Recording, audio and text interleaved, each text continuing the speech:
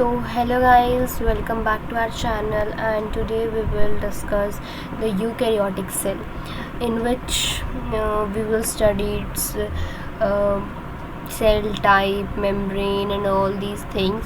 And this is from class 11th, chapter number 8, which is a cell.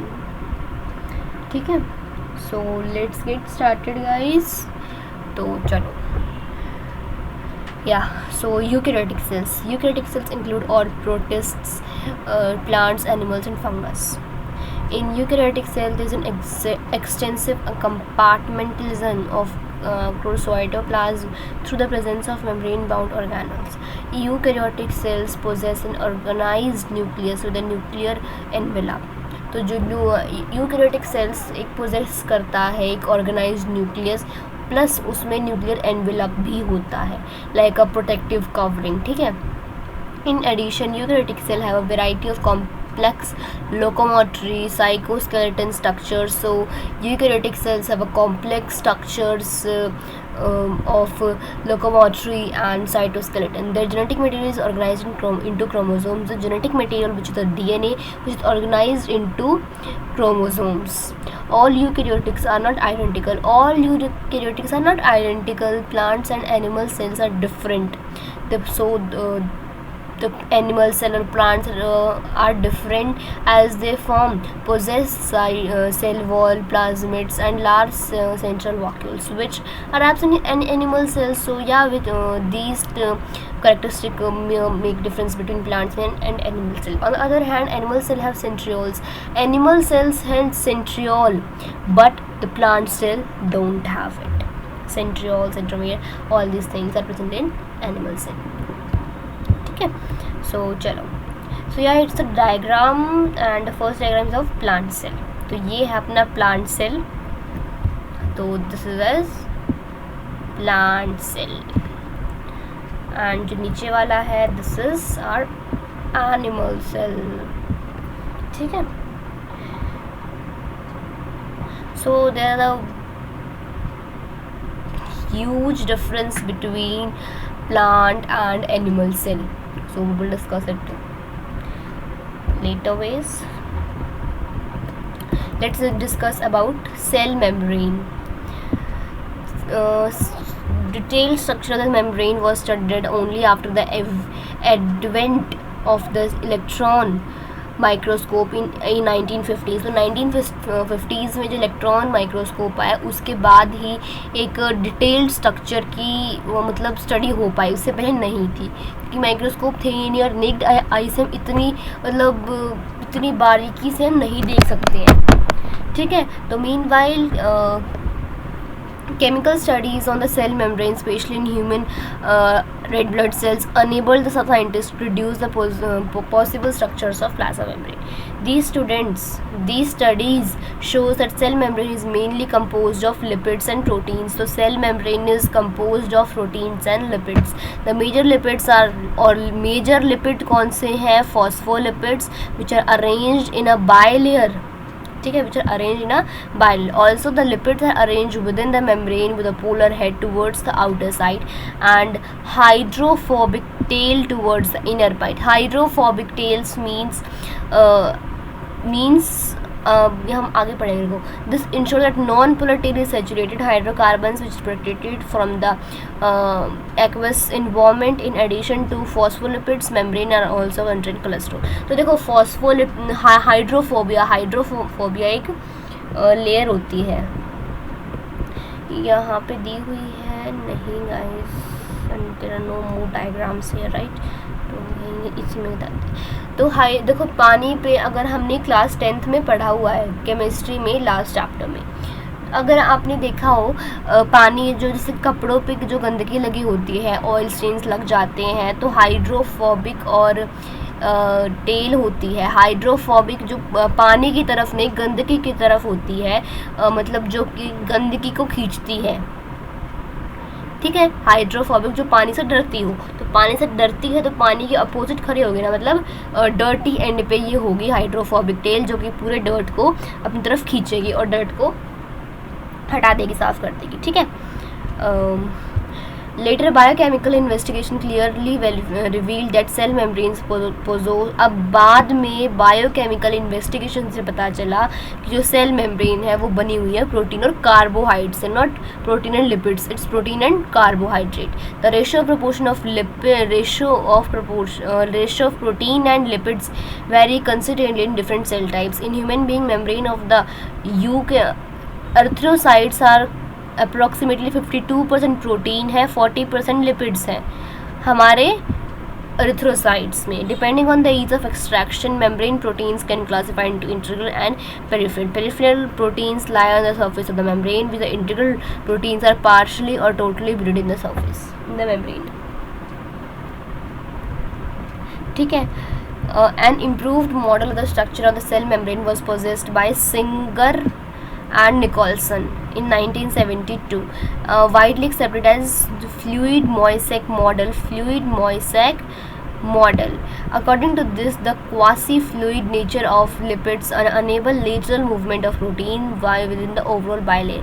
तो इसने क्या किया कि जो quasi-fluid nature है lipids का, मतलब ये एक टाइप ऑफ नेचर है जिसमें क्वासी फ्लूइड नेचर, ये जो एक this the type of nature of lipids which enable the lateral movement of protein, कि भाई ऐसे वैसे मत घूम, काम हो तो तभी घूम with in the by layer.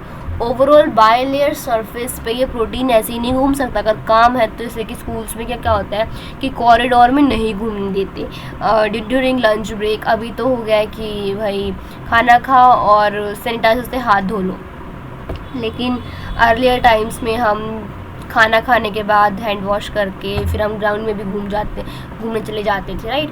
लेकिन अब क्या हो गया है कि कॉरिडोर्स में मूवमेंट अलाउड नहीं है. ठीक है. सो दिस टाइप ऑफ की अननेसेसरीली मत घूमो. This ability to move within the membrane is measured it as fluidity, कितना फ्लूइड है, राइट. तो fluid nature of membrane is also important from the point of view. तो fluid nature of the membrane is very important from a point of view of functions like cell growth, formation of intercellular junctions, secretions, endocytosis and cell divisions. One of the most important functions as the plasma membrane is the transport of molecule across it. The membrane is selectively permeable to some molecules present on either side of it. Many molecules can move briefly across the membrane without any requirement of energy and is called passive transport. अब कुछ molecules ऐसे होते हैं कि उनको जब membrane की तरफ वो तभी अपनी मतलब क्या बताऊँ अपनी प्रेजेंस दिखाते हैं कि without any requirement of energy, कि without energy.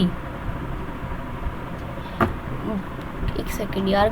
Many molecules can move briefly across the membrane without the requirement, कि बहुत सारे ऐसे मॉलिक्यूल्स होते हैं which they don't need any type of energy for their motion.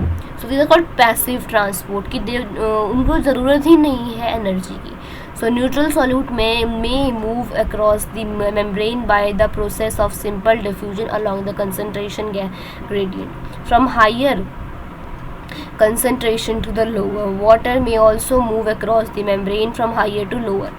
The movement of water by diffusion called osmosis. अभी क्या है, जो न्यूट्रल सॉल्यूट्स होते हैं they may move across the membrane, तो वो मूवमेंट करते रहते हैं मेम्ब्रेन के आसपास by a process called simple diffusion. Simple diffusion के द्वारा वो मूवमेंट करते रहते हैं. और वो कैसे डिफ्यूजन करते हैं, हायर कंसनट्रेशन से वो लोअर कंसनट्रेशन जाते हैं. ठीक है. तो इस जो मूवमेंट है वाटर की डिफ्यूज़न के द्वारा, इसे हम बोलते हैं osmosis. As the polar molecules can not pass through non polar lipid bilayer, they require carrier protein for the membrane to facilitate their transport across the membrane. अब जो पोलर मॉलिक्यूल्स होते हैं वो पास नहीं कर सकते थ्रू नॉन पोलर, कि polar से ही पास होगा, पोलर नॉन पोलर से पास नहीं हो सकता. तो उसके लिए कैरियर चाहिए होता है, वो कैरियर होता है प्रोटीन, जो कि फैसिलिटेट करता है ट्रांसपोर्ट को उस मेम्ब्रेन के पार, ठीक है। जो देयर आर फ्यू आयंस और molecules to transport across the membrane against their concentration gradient from lower to higher concentration. तो कुछ आयंस और मॉलिक्यूल्स होते हैं जो ट्रांसपोर्ट करते हैं across the membrane against the concentration gradient from lower to higher concentration.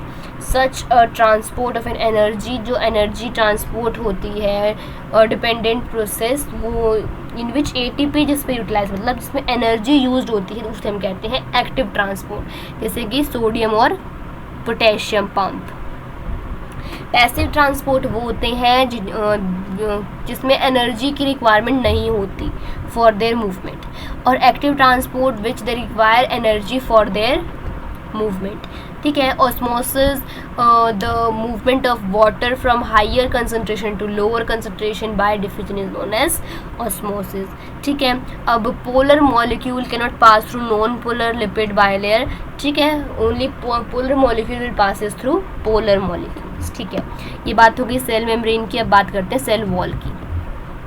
As you may also recall, a non-living rigid structure called the cell wall forms the outer covering of the plasma of fungus and plants. तो जो cell wall होती है वो एक outer covering होती है किसकी, plasma की, फंगस में और प्लांट्स में। Cell wall which also not give shape to cell but protect the cell from mechanical damage और function.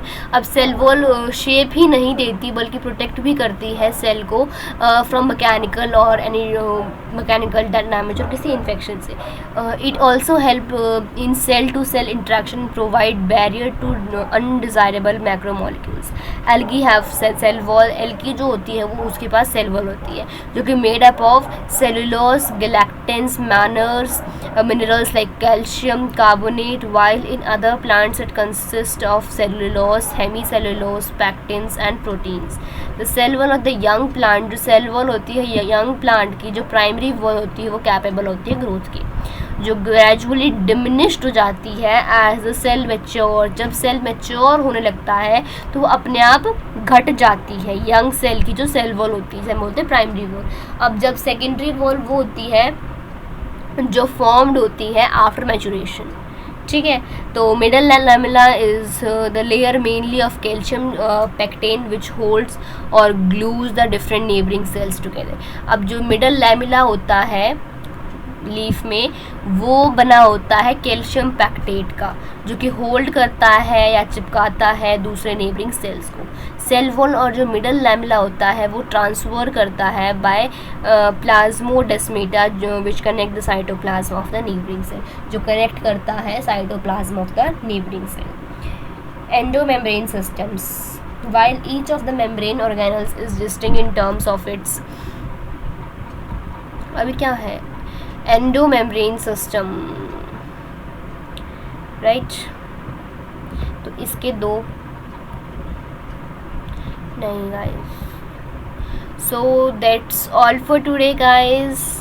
Hope you will like this video, share it with your friends and subscribe our channel and stay tuned guys. Bye bye.